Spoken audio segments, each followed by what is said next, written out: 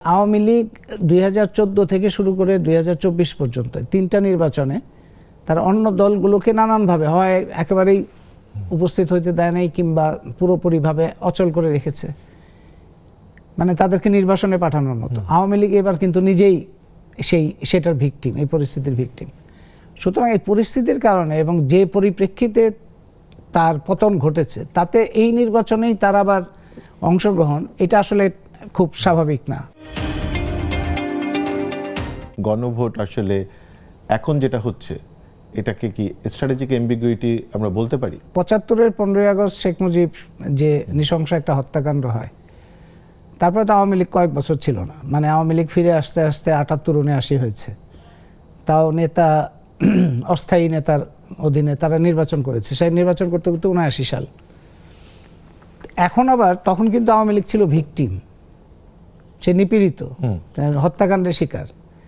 এখন আওয়ামী লীগ যে পরিস্থিতিটা, তাতে আওয়ামী লীগ একটা অত্যাচারী হিসেবে বিদায় হয়েছে এবং সেখানে তার বিরুদ্ধে হত্যাকাণ্ডের অভিযোগ আছে।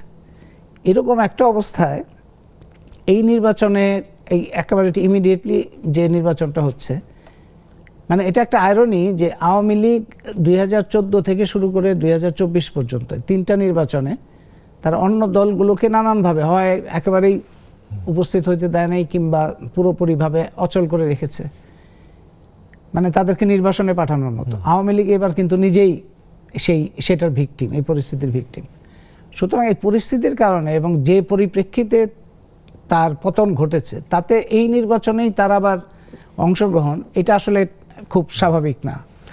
কিন্তু বিশেষত আওয়ামী লীগের নেতৃবৃন্দের ভূমিকা যদি এরকম থাকতো যে তারা স্বীকার করছে যে তাদের অপরাধ হয়েছে, ভুল হয়েছে, কিংবা তারা এইটার জন্য অনুতপ্ত এবং তারা একটা প্রসেসের মধ্যে দিয়ে যারা এটার জন্য দায়ী তাদের বাদ দিয়ে তারা যদি আসার একটা পরিকল্পনা করত, তাহলে হয়তো কিছুটা গ্রহণযোগ্যতা পেত। কিন্তু ঠিক ওই একই অবস্থায় তাদের আবার ফিরে আসা, এটা একটা কঠিন। স্যার হচ্ছে যে যেমন আপনি বলছেন সাথে সাথে হচ্ছে, এটা সাথে সাথে হচ্ছে না, অনেক পরে এসে নির্বাচনটা হচ্ছে। ততদিনে অন্তর্বর্তীকালীন সরকারও কিন্তু অনেকগুলো বৈষম্য তৈরি করে ফেলেছে। এমনকি যেই কোটা বিরুদ্ধে আন্দোলন ছিল, এরা এসে আবার নতুন ধরনের কোটা উৎপন্ন করেছে, যেটা আমরা বলতে পারি জুলাইকে কেন্দ্র করে যে কোটা সিস্টেম, এটা হচ্ছে একটা। অতএব আরেকটা বিষয় হচ্ছে যে ধরেন যে 1971-এর যারা মানে বিরোধী শক্তি, তারাও তো এখনো পর্যন্ত ক্ষমা চাননি। তো আর 2024-এর যে মানে শক্তি, তারাও ক্ষমা চাচ্ছেন না এবং তারা মনে করে না যে ভুল করেছেন। 71 দুজনকে ক্ষমা চাইতে বাধ্য করা উচিত আসলে। আর দ্বিতীয় কথা হচ্ছে, মজার ব্যাপার হচ্ছে স্যার, যে আবারও একটা পুরনো মানে আলোচনাকে সামনে নিয়ে আসা হয়েছে এবং জামাত ইসলামের আমির উনি বললেন যে নতুন ঘোষকের নাম বললেন। হ্যাঁ, এটা নিয়ে আপনার মতামত কি? মানে অলরেডি একটা তর্ক ছিল, যেহেতু শেখ মুজিবুর রহমানের নাম আপনি বলেছেন, তারপরে জিয়াউর রহমান এটা নিয়ে একটা ঘোষণাকে দিয়েছেন, এটা একটা বড় তর্ক। এর মধ্যে আবার উনি এসে দেখলাম নতুন সার্টিফিকেট নিয়ে হাজির হলো।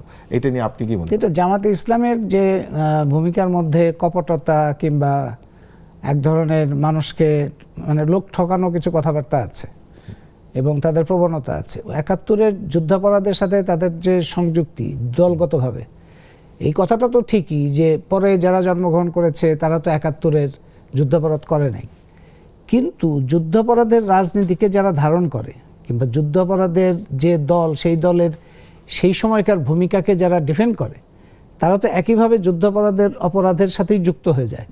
তো সেই হিসেবে জামাতে ইসলামী এখনও যুদ্ধাপরাধের অংশীদার একটা দল, সেই হিসেবে তাদের ক্ষমাও, এটাও একটা মানে বাধ্যবাধকতা আছে তাদের। তবে এর মধ্যে যুদ্ধাপরাধী হিসেবে কিছু বিচার হয়েছে, সেটা একটা বলা যেতে পারে যে হ্যাঁ বিচার হয়েছে কিছু, কিন্তু জামাতে ইসলামী এখনও দলগতভাবে ক্ষমা প্রার্থনা করে নাই।